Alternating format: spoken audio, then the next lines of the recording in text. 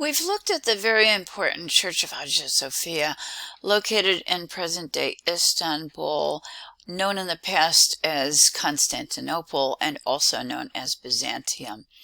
This 6th century Christian church is world famous and particularly important in the origins and development of Christian architecture. It is an amazing domed structure, centrally domed, with windows at the base of that dome, allowing the dome to appear to mystically and magically float in space, giving the interior of this amazing church a very otherworldly atmosphere, almost a magical one. Part of that is also accomplished by the mosaics which decorate the walls and also the ceilings of this magnificent church.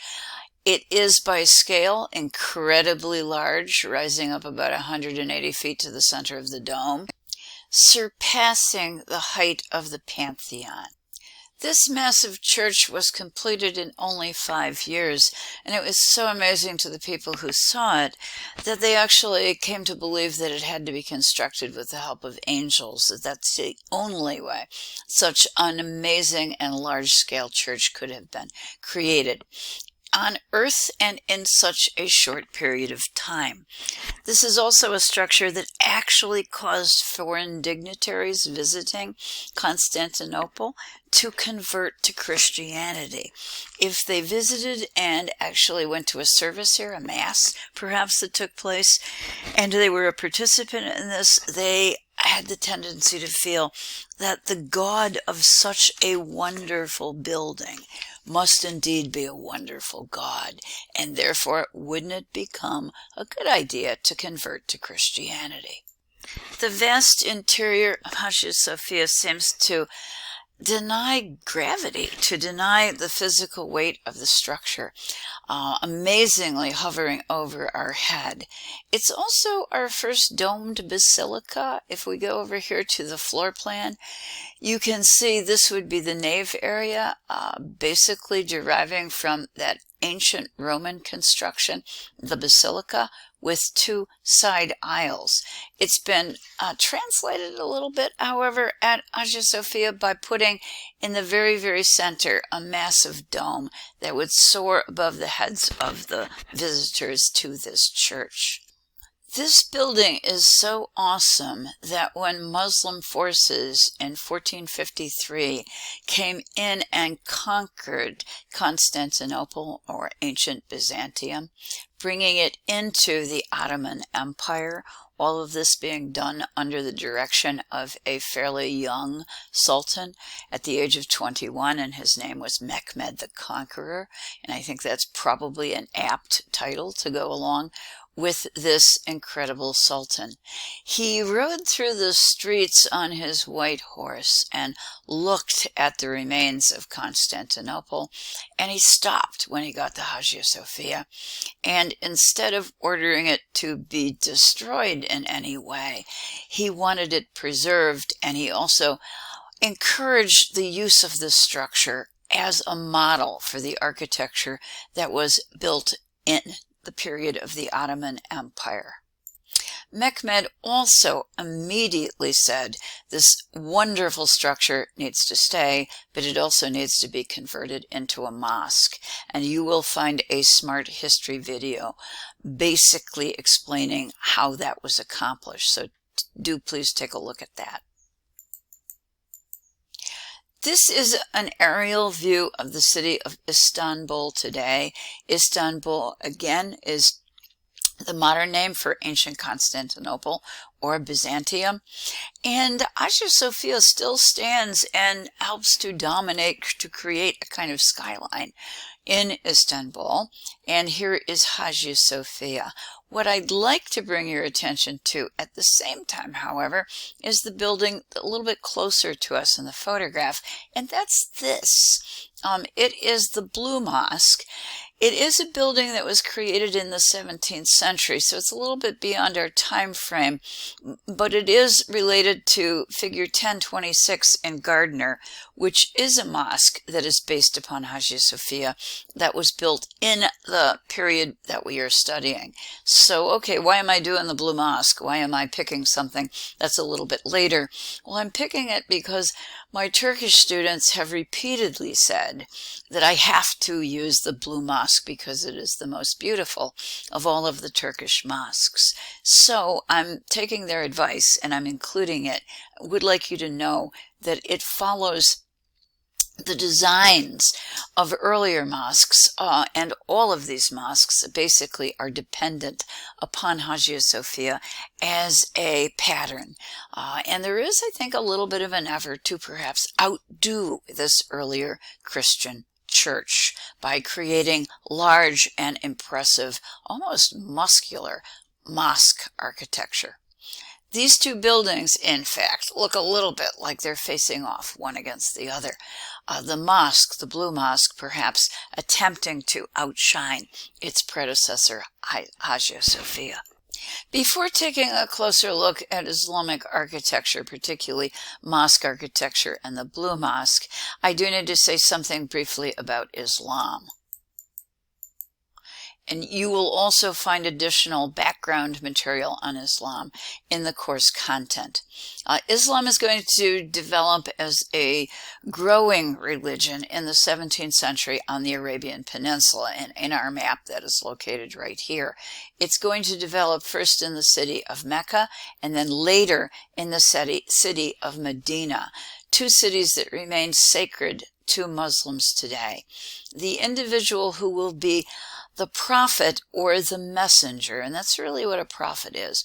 A prophet is someone who hears the voice of God and passes God's information on to his people. He is not considered to be a divine being himself.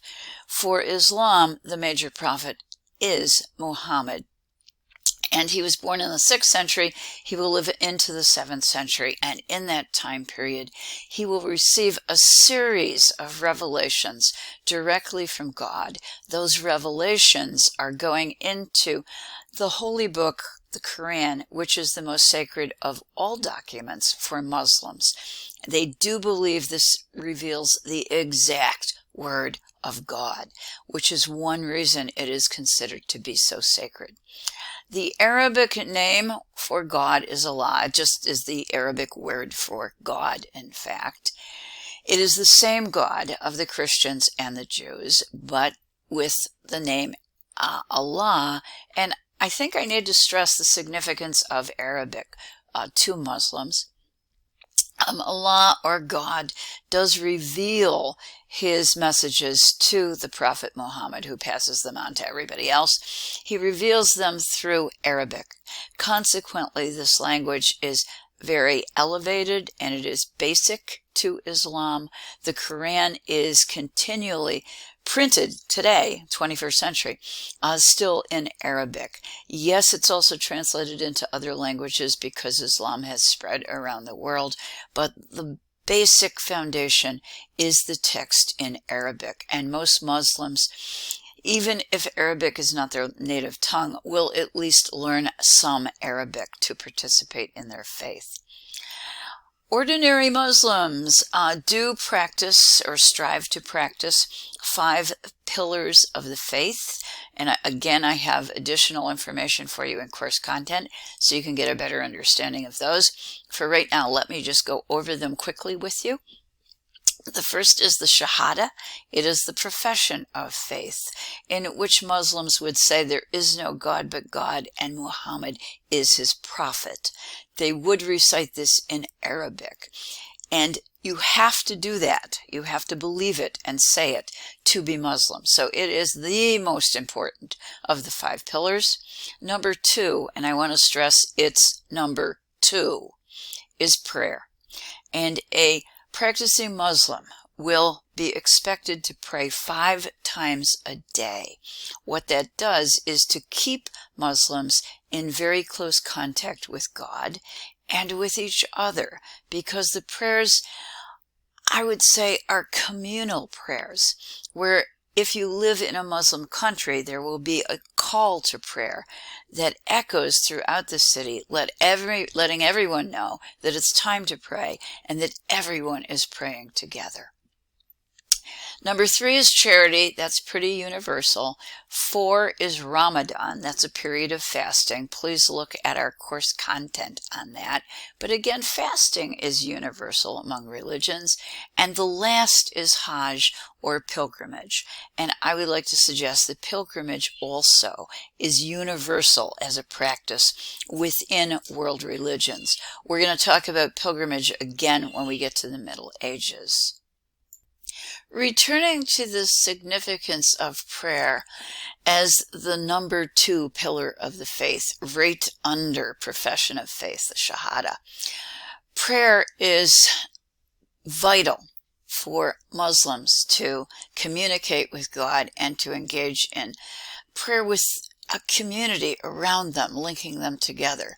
Consequently, the mosque, which is the fundamental architectural design of Islam and is a place of prayer, is going to be important to understand. And it's going to be designed with prayer in mind, not with ritual performance as you might find in a Christian church, just for example. So what do we have in the design? This is a diagram of the Blue Mosque to give you a little bit of a sense of the pieces that make up the mosque, and I would like you to know those. One is the minarets, or the prayer towers, and in this particular mosque there are 6 of them. That is, and one is missing here from our view. There are a total of 6, which is a rather large number.